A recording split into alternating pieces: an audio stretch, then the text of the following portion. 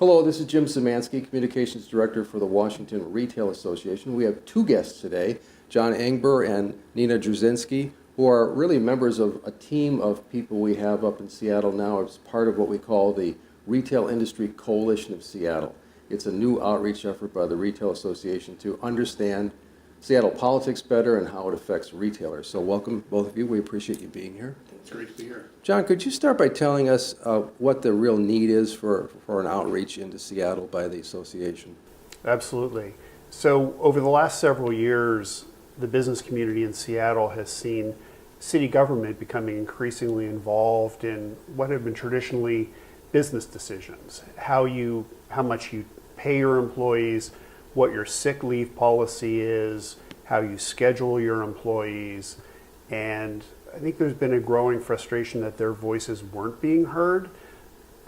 They weren't necessarily opposed to those policies, but they felt that they weren't necessarily being heard by city government while they were implementing the policies. So I think there's an interest in the retail industry in Seattle to get more involved in a smart way in the policy making in city government. I should mention in passing that our efforts in the past historically here have been very Olympia-based. And so this is new for us, our outreach into Seattle, for a good reason. And I understand it's rare for a state retail association to even have a city focus. I believe Illinois and Chicago is the only other place where that's the case. So. Could each of you take a turn and just explain in passing here what you hope to accomplish with this coalition?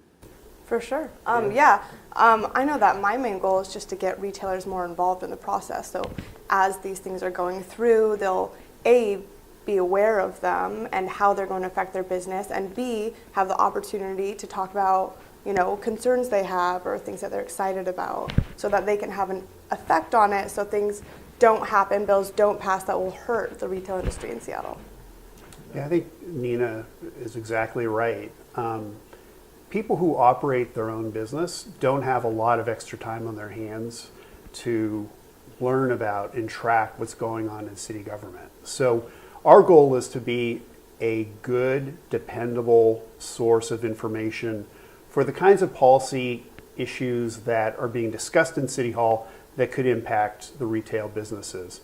And then help those businesses that want to have their voice be heard, help them figure out how they can best invest their time to have the biggest impact on the development of that policy. Whether it's a meeting with the mayor or a meeting with a city council member, testifying before the city council, we want to help them figure out how they can have the biggest bang for the buck for the hour or two that they're willing to invest. Well, give us a little context. How long have you been up and running up there so far?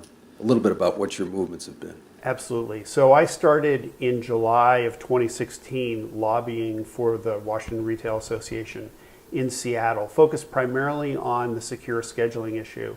And as that issue has moved from the ordinance making stage to the rulemaking stage, I've continued to track it, as well as other issues like the soda tax and a potential soda tax and a potential paid family leave policy.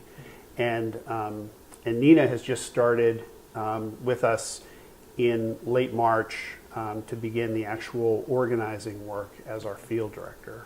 Now, you've only been on a short time, but Nina, what have you been planning to do at least at this point? Or what have you done, perhaps? Well, the first thing we did was go to the town square meeting and meet with a bunch of business owners there, tell them what we're doing. But that is what we plan to do, is not only network with a bunch of other organizations that are for businesses and retailers in Seattle and get them involved, but I'll also just be straight up, emailing people, having a newsletter that people can sign up for, letting them know, what we're doing, different incentives that are coming. So.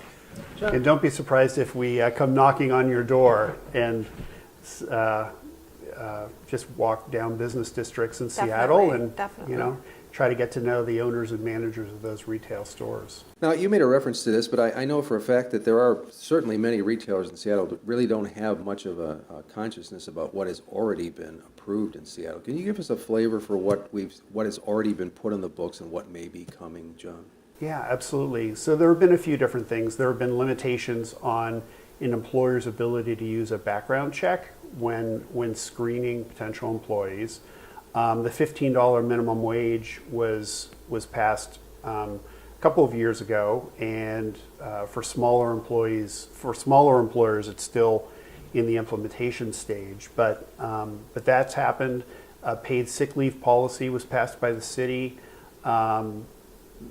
This past year secured scheduling, which requires advance notice of an employee's schedule and penalty pay for changes in that schedule.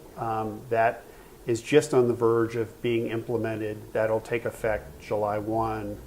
And as I said before, there's now talk of a potential soda tax or a potential paid family leave policy as well. So. Now, Nina, you haven't been on the job all that long, but have you got any immediate response from any outreach you've done so far? How are they responding to your pitch, so to speak? Yeah, actually, when we went to Town Squared, a lot of the business owners there were really excited about what we're doing because they do feel that there isn't a huge effort to make businesses aware of these ordinances that are coming into play that greatly affect them.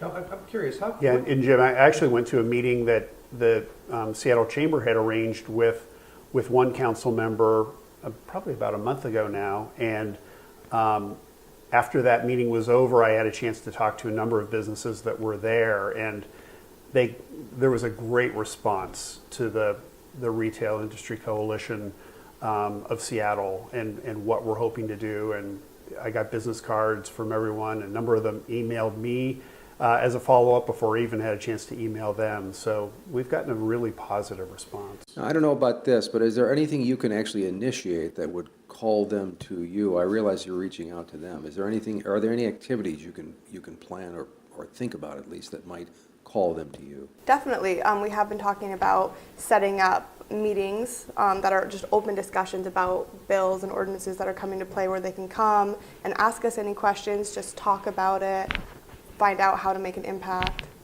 What about the website? Is it up and running yet or not? It is. Sort of the initial version of it is up and running, and I've been doing a weekly video that provides an update on what's going on in Seattle. But it's going to become more and more robust over the course of the next month. Some might wonder, there are elections coming up this year. I guess the mayor and 2 of the 9 seats are up this year, and then the remaining 7, is it next year? In 2019. Now, do we have plans, or do you have plans to get involved in those? And can you explain to some extent how you would become involved in those elections, if you will? Absolutely. First, we are working with other business associations, in particular the Seattle Chamber and the Washington Hospitality Association, collecting information about candidates, sharing views on how we want to approach the elections. We all have our separate endorsement processes, but we're sharing a lot of intel. We're going to develop a candidate questionnaire that we will send to all candidates who file, asking them questions about issues that impact retailers.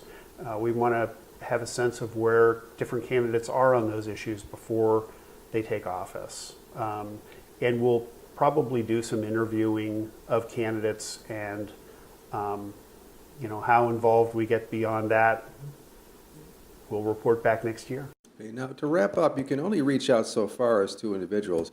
How would you prefer that people get in touch with you if they have a curiosity about what you can do or just to learn the basics? What's the best way to get in touch with both?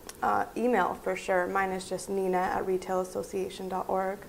Yep, absolutely. You can also reach us at RICS@retailassociation.org, or my email is john.engber@retailassociation.org. And our cell phones are also on that website. So feel free to reach out to us however you want. We'd love to talk to you. Also on Twitter, so people can tweet at us. Very good. Mm-hmm. Well, we wish you both the best, and thanks so much for answering our questions. We appreciate it. Great. Thank Thanks, you. Jim. Thanks a lot.